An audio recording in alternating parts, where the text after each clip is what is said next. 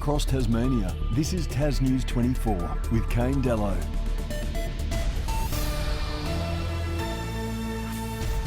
Hello and thanks for joining us. More than a decade after Tasmanian man Shane Jeffrey Barker was gunned down at his Campbelltown home in August of 2009, police have now officially charged two people with his murder. 65-year-old Nolene June Jordan and her 68-year-old husband Cedric Harper Jordan have both been charged with murder and both were denied bail. The pair were arrested at their Swansea property in the early hours of Monday morning. Cedric Jordan pleaded not guilty to murder while his wife is yet to enter a plea. The couple were known to Mr. Barker as they are his former parents-in-law. Both Nolene and Cedric are accused of shooting Mr. Barker 4 times with a .22 caliber rifle. The pair will appear in the Launceston Supreme Court, with Mr. Jordan's matter being heard on July 20 and Mrs. Jordan's matter being heard on June 4th.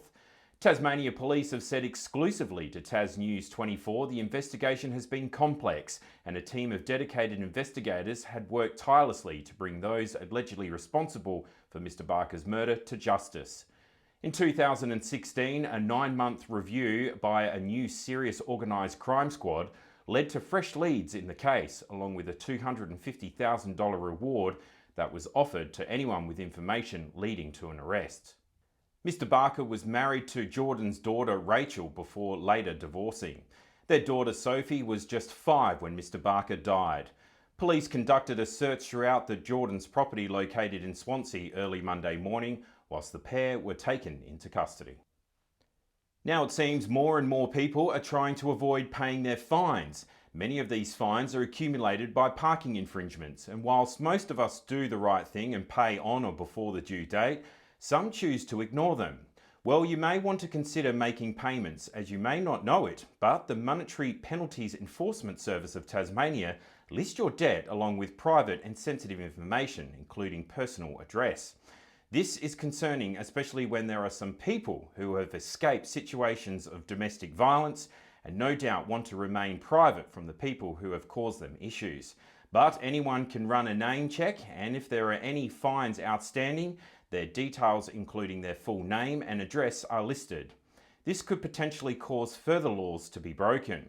We contacted the Monetary Penalties Enforcement Service, who advised us they have this service available for businesses, including real estate agents, to allow them to screen their potential tenants before accepting their applications.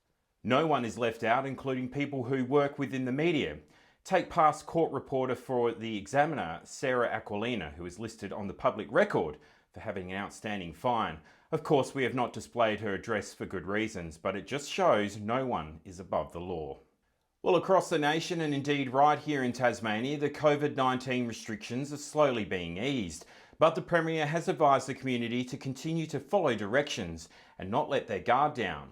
On May the 11th, the Premier released information allowing the following. Funerals were increased to 20 attendees. Aged care visits were placed with 1 visit a week with no more than 2 people. National parks and reserves open to residents for exercise within a 30-kilometre zone of their home. TAFE campuses and training facilities open for invited small groups of students only. Things will change for businesses mainly on the 18th of May. Gatherings will increase to 10 people, but for any household visits, it's reduced to 5 people. Funerals held outside will be increased to 30 people, restaurants and cafes in all settings, including restaurants in pubs, clubs, hotels and RSLs, to open and seat only 10 people at a time. Border controls will remain in place, except now Tasmanian residents can quarantine in their principal residence if suitable. Community and local government facilities and libraries can have up to 10 people at a time. Parks, playgrounds, pools and boot camps will be open for up to 10 people. 25th of May, kindergarten to Year 6 students return to learning at school. Years 11 and 12 students at extension schools and colleges return to learning at school. Aged care visits change with 2 visits once a day. On the 9th of June, high school students from Year 7 to 10 return to learning at school. On 13th of June, racing resumes subject to review from Public Health. 15th of June, gatherings increased to 20 people at a time for indoor and outdoor, including restaurants, cafes, cinemas, museums, galleries, historic sites, religious gatherings and weddings. Visitors to households will be reviewed, funerals increased to 50, accommodation is unlimited, camping overnight, boating and shacks will open, open house and auctions can resume with 20 people, border controls will remain in place. Gyms and boot camps for up to 20 people, beauty services up to 20 people, parks for exercise and playgrounds for up to 20 people, pools, indoor sport up to 20 people, but spectators will not be permitted. Then on the 13th of July, indoor and outdoor increasing, determined by public health. Aged care homes allowed 5 visits and multiple visits. Border controls will remain. Public health will consider opening bars, nightclubs and casinos and gaming. Markets to reopen again subject to public health. Food courts and food vans at markets may open. Spas and bathhouses to open. Day trips and camping allowed for school groups.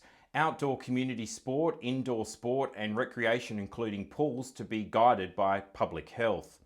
Now let's take a detailed look at the weekend weather forecast from right across the state.